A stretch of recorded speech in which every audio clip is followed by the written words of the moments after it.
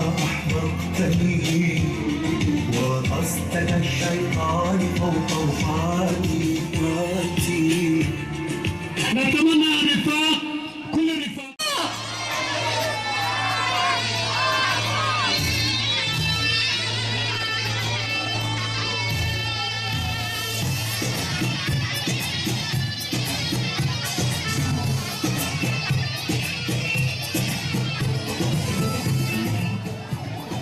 تعيش مقاومة كلها بصوت واحد. تعيش تعيش تعيش تعيش مقاومة كلها. بك أنا أتكلم والمعاني قالها شاعر مهندم. غمري خيانات غمري خيانات هقول لك انت وبلادي.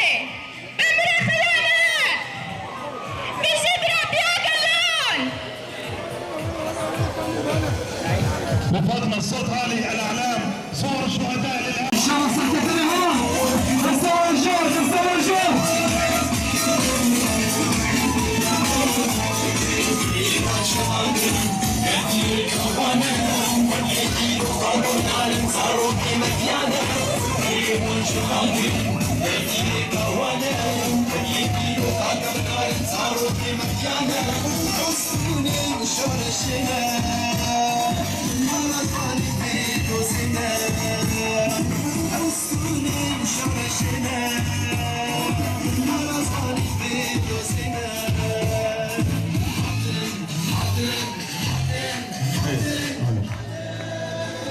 يلا رفاقنا الرايات الاعلام صور الشهداء مع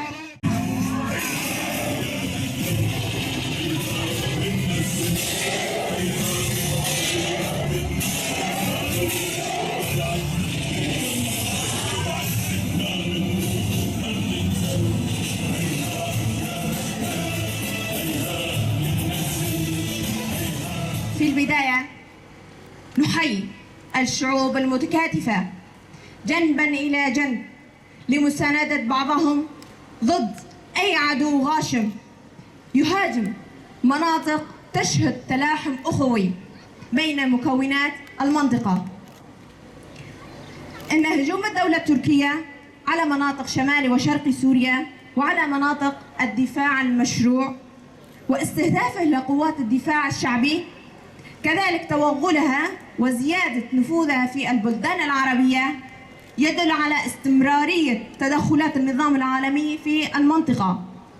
كل هذه الاستهدافات يأتي مع إعطاء الضوء الأخضر وباستهداف الدفاع الشعبي من قبل الدولة التركية، دليل على دور الدفاع الشعبي الفعال والمهم في محاربة داعش وتحرير شنغال وحماية، وأن الشعب الكردي بتوحيد باقي المكونات معه والذي يتمركز بموضعه وبمشروعه الديمقراطي الحر كالأمة الديمقراطية والإدارات الذاتية المجتمعية.